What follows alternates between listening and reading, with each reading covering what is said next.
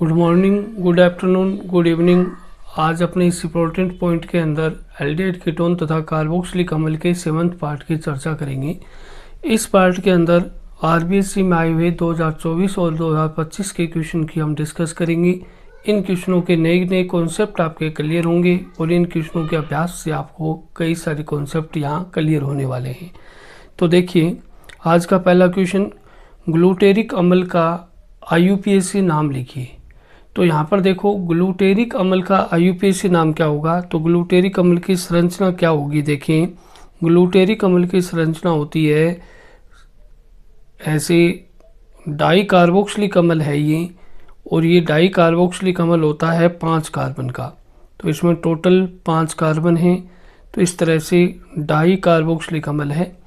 इसका आईयूपीएसी नाम होगा पेंटेन डाईओइक अम्ल। पेंटेन डाईओइक अम्ल, पेंटेन डाईओइक अम्ल, ये इसका आईयूपीएसी नाम हो जाएगा। नेक्स्ट क्वेश्चन देखो, प्रोपेनल और हाइड्रोजन के मध्य अभिक्रिया का रासायनिक समीकरण लिखिए। तो प्रोपेनल और हाइड्रोजन के मध्य अभिक्रिया लिखनी है। तो देखिए, प्रोपेनल क्या होता है। प्रोपेनल ये 3 कार्बन का एल्डिहाइड है। ये 3 कार्बन का एल्डिहाइड है। इसकी अभिक्रिया हाइड्रोजन के साथ लिखनी है। तो हाइड्रोजन क्या है, NH2 है। अब इसमें देखो, अभिक्रिया का आगे उत्पाद क्या बनेगा। यहाँ से ये ऑक्सीजन और यहाँ से 2 हाइड्रोजन रिमूव करना है। तो इस तरह से यहाँ पर हाइड्रोजन बन जाएगा। तो ये आगे उत्पाद ऐसे बनेगा, यहाँ पर CH3, फिर उसके बाद CH2, फिर ये CH डबल बंद N, फिर NH2, और साथ में जल का अणु निकल जाएगा। तो ये वाला उत्पाद बनेगा। इसको प्रोपेनल हाइड्रोजन कहते हैं। उसके बाद देखो, केनिजारो अभिक्रिया पर संक्षिप्त टिप्पणी लिखिए। यानी केनिजारो अभिक्रिया को समझाना है। तो केनिजारो अभिक्रिया ऐसे एल्डिहाइड देते हैं जिनके अंदर अल्फा हाइड्रोजन नहीं होता है। जैसे यहाँ पर मान लो अपने ये एक एल्डिहाइड ले लिया, जैसे ये एरोमेटिक एल्डिहाइड है, बेंजल्डिहाइड है, ठीक है। तो ये बेंजल्डिहाइड है और इसके 2 मॉलिक्यूल ले लिए। इसको हम सांद्र क्षार की उपस्थिति में अभिक्रिया कराएंगे, NaOH के साथ अभिक्रिया कराएंगे। तो इसके 2 मॉलिक्यूल लिए हैं, एक का ऑक्सीडेशन होगा, एक का रिडक्शन होगा। तो जो ऑक्सीडेशन होगा, जिस मॉलिक्यूल का ऑक्सीडेशन होगा, वो कार्बोक्सिलिक अम्ल का सोडियम लवण बना देगा।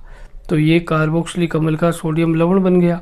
और दूसरा जो मॉलिक्यूल है जिसका रिडक्शन होना है, वो यहाँ पर एल्कोहल का अणु बनाएगा। तो ऐसे ये एक समीकरण हो जाएगी। तो एक तरह से केनिजारो अभिक्रिया में एक असमानुपातन अभिक्रिया होती है जिसमें 2 अणु लेते हैं एल्डिहाइड के, एक अणु का ऑक्सीकरण हो जाता है, और दूसरे अणु का अपचयन हो जाता है। तो इस प्रकार अपनी इस अभिक्रिया को समझाएंगे। नेक्स्ट देखो, एडिपिक अम्ल का आईयूपीएसी नाम लिखिए। तो एडिपिक अम्ल का आईयूपीएसी नाम क्या होगा। एडिपिक अम्ल है वो क्या होता है, डाई कार्बोक्सिलिक अम्ल है। एडिपिक अम्ल है वो एक डाई कार्बोक्सिलिक अम्ल है। देखो, इस तरीके का है ये, और इसमें टोटल 6 कार्बन होते हैं।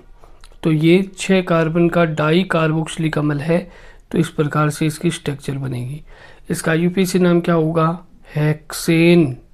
तो ये बन जाएगा हेक्सेन डाईओइक अम्ल, हेक्सेन डाईओइक अम्ल, ये इसका आईयूपीएसी नाम होगा। नेक्स्ट देखो, प्रोपेनल व हाइड्रोजन के मध्य, प्रोपेनोन व हाइड्रोजन के मध्य अभिक्रिया का समीकरण। ये प्रोपेनोन है। प्रोपेनोन यानी एक तरह से कीटोन है। तो इसकी स्ट्रक्चर, प्रोपेनोन की स्ट्रक्चर क्या होती है। देखो, CH3 और ये यहाँ पर CO। तो ये हो गया प्रोपेनोन। और इस प्रोपेनोन की स्ट्रक्चर क्या होने वाली है, देखिएगा। इस प्रोपेनोन की स्ट्रक्चर ये है, इसके साथ अभिक्रिया करानी है हाइड्रोजन की। तो हाइड्रोजन की अभिक्रिया कराएंगे। तो देखो, हाइड्रोजन क्या है, NH2 है, इसकी अभिक्रिया कराएंगे। तो यहाँ उत्पाद क्या बनेगा, वो देखो, यहाँ से ऑक्सीजन और यहाँ से हाइड्रोजन को हटा देंगे। तो हाइड्रोजन और ऑक्सीजन हटाने के बाद ये हाइड्रेजोन बन जाएगा, प्रोपेनोन का हाइड्रेजोन बन जाएगा। तो देखो ये इस तरह की स्ट्रक्चर बनेगी, ये वाला उत्पाद बनेगा, जल का अणु यहाँ से निकल जाएगा, तो प्रोपेनोन हाइड्रेजोन बन जाएगा।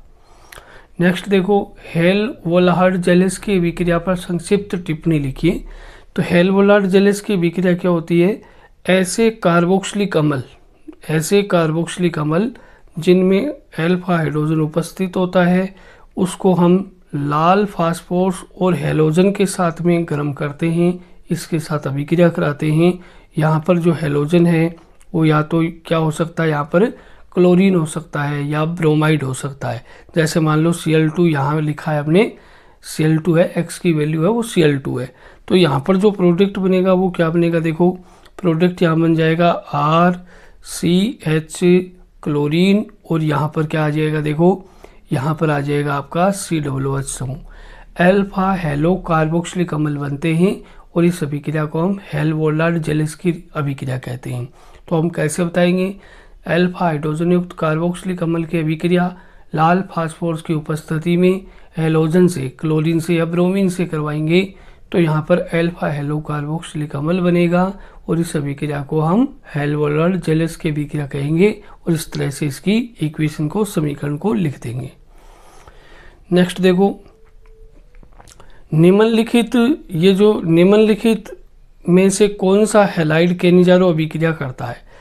यानी केनिजारो अभिक्रिया के लिए कंडीशन है कि अल्फा हाइड्रोजन इसमें नहीं होना चाहिए। अल्फा हाइड्रोजन नहीं हो ऐसे एल्डिहाइड केनिजारो अभिक्रिया देते हैं। तो देखो अल्फा हाइड्रोजन नहीं है ऐसा देखना है, तो अल्फा हाइड्रोजन नहीं वाले कौन से हैं? देखो इसमें केनिजारो अभिक्रिया के लिए अल्फा हाइड्रोजन नहीं होना चाहिए, यहाँ पर अल्फा हाइड्रोजन है, यहाँ यानी इसमें चौथा जो ऑप्शन है उसमें अल्फा हाइड्रोजन नहीं है, फॉर्मेल्डिहाइड है ये, तो ये यहाँ पर केनिजारो अभिक्रिया देगा। आगे देखो, निम्न में सबसे प्रबल अम्ल है। प्रबल अम्ल वो होता है जिसमें -I इफेक्ट सबसे ज़्यादा हो, इलेक्ट्रॉन आकर्षी समूह जिसमें प्रबल होगा वही प्रबल अम्ल होगा। तो इसमें कौन सा हो जाएगा? ये ए वाला ऑप्शन हो जाएगा। आगे देखो, बेकालाइट के निर्माण में प्रयुक्त एल्डिहाइड का नाम लिखिए। बेकालाइट के अंदर कौन सा एल्डिहाइड प्रयुक्त होता है? तो इस बेकालाइट के निर्माण में प्रयुक्त होने वाला जो एल्डिहाइड है वो होता है फॉर्मेल्डिहाइड है, इसको यहाँ प्रयुक्त किया जाता है। ठीक है, और इसका IUPAC नाम क्या होगा? इसका IUPAC नाम होता है मेथेनल। तो मेथेनल है वो इसका IUPAC नाम है, ये भी हम ध्यान में रख सकते हैं। दूसरा देखो, ग्लूटेरिक अम्ल का IUPAC नाम पूछा है। तो ग्लूटेरिक अम्ल है वो 5 कार्बन का डाई कार्बोक्सिलिक अम्ल होता है। तो इसका डाई कार्बोक्सिलिक अम्ल है, इसका सूत्र कैसे लिखेंगे? देखो इसका जो फॉर्मूला बनेगा वो ऐसे बनेगा, ये हो गया कार्बन, फिर ये CH2, इसको 3 बार रिपीट कर देंगे और ये COOH आ जाएगा। तो ये यहाँ पर डाई कार्बोक्सिलिक अम्ल है, इसको ये ग्लूटेरिक अम्ल कहते हैं। अब इसमें इस ग्लूटेरिक अम्ल का IUPAC नाम क्या होगा? देखो टोटल कार्बन 5 है यहाँ पर, तो IUPAC नाम क्या हो जाएगा इसका नाम हो जाएगा देखो पेंटेन डाइओइक अम्ल, ये इसका IUPAC नाम हो जाएगा। तो पेंटेन डाइओइक अम्ल है वो इसका IUPAC नाम रहेगा। रोजेनमुंड अपचयन अभिक्रिया का एक उदाहरण की सहायता से समझाइए। कोई भी एक उदाहरण लेकर के रोजेनमुंड अपचयन को समझाना है। तो देखो इसमें जैसे मान लो ये यहाँ पर कोई भी अम्ल हैलाइड लिया गया है, अम्ल क्लोराइड है, जैसे बेंजोइल क्लोराइड है, इसकी रिएक्शन अपने को हाइड्रोजन से करानी है PDBaSO4 की प्रेजेंस में। तो यहाँ पर क्या होगा? देखो ये जो रिएक्शन है इसमें देखो ये Cl है, ये रिमूव हो जाएगा और इसकी जगह हाइड्रोजन आ जाएगा। तो यहाँ पर जो प्रोडक्ट बनेगा वो क्या बनेगा? देखो इस तरीके से बेंजल्डिहाइड बन जाएगा और साथ में HCl बन जाएगा। तो अपने क्या कहेंगे? जब किसी अम्ल हैलाइड को, अम्ल क्लोराइड की अभिक्रिया हाइड्रोजन से करवाते हैं PDBaSO4 की प्रेजेंस में, तो यहाँ पर एल्डिहाइड प्राप्त होते हैं और इस अभिक्रिया को हम रोजेनमुंड अपचयन कहते हैं, रोजेनमुंड रिडक्शन कहते हैं। नेक्स्ट देखो, खाद्य उद्योग में प्रयुक्त सिरके, खाद्य उद्योग में सिरके के रूप में प्रयुक्त कार्बोक्सिलिक अम्ल का नाम लिखो। तो ये एसीटिक अम्ल होता है। एसीटिक अम्ल का प्रयोग है वो उद्योगों में सिरके के रूप में किया जाता है। तो ये एसीटिक अम्ल है, एसीटिक एसिड है, एसीटिक अम्ल है, इसका उपयोग किया जाता है। और इसका IUPAC नाम क्या होगा? IUPAC नाम होता है इसका एथेनोइक अम्ल। तो इसका IUPAC नाम क्या हो जाता है? एथेनोइक अम्ल। ये इसका IUPAC नाम है। इसका उपयोग खाद्य उद्योगों में सिरके के रूप में किया जाता है। फिर उसके बाद देखें एडेपिक अम्ल का नाम लिखिए। तो एडेपिक अम्ल का नाम बार बार इसमें पूछा भी जा रहा है। तो एडेपिक अम्ल का जो नाम है वो कैसे बनेगा वो देखिएगा। एडेपिक अम्ल का नाम है वो हम इस प्रकार से लिख सकते हैं। देखो एडेपिक अम्ल 6 कार्बन का कार्बोक्सिलिक अम्ल होता है। तो ऐसे ये 6 कार्बन का कार्बोक्सिलिक अम्ल है। इस 6 कार्बन के कार्बोक्सिलिक अम्ल को हम ऐसे शो करेंगे। और इसका IUPAC नाम क्या हुआ? इसका कॉमन नेम क्या है? कॉमन नेम एडेपिक नेम है, एडेपिक अम्ल है, एडेपिक अम्ल है, ये सामान्य नाम है, कॉमन नेम है। IUPAC नाम क्या होगा?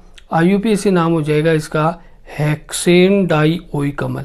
तो ये हेक्सेन, फिर उसके बाद डाइओइक अम्ल, हेक्सेन डाइओइक अम्ल, ये इसका IUPAC नाम हो जाएगा। फिर उसके बाद देखो हेलवोलार्ड जेलिस की विक्रिया है। तो हेलवोलार्ड जेलिस की विक्रिया को अपने ऐसे समझा देंगे। देखो ऐसे ये कार्बोक्सिलिक अम्ल है।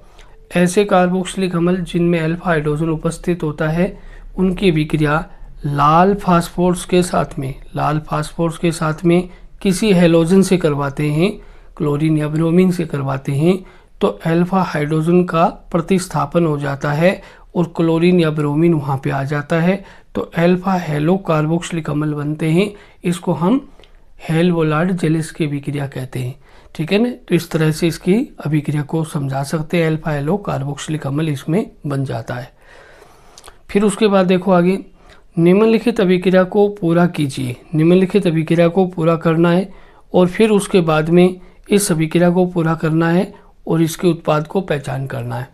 तो देखो जो फर्स्ट रिएक्शन है इसमें क्या बनने वाला है? यहाँ पर जो उत्पाद बनेगा वो बनेगा यहाँ बेंजल्डिहाइड। तो ये बेंजल्डिहाइड बनने वाला है। ये उत्पाद बना बेंजल्डिहाइड। ठीक है, तो ये बेंजल्डिहाइड ये बनने वाला है।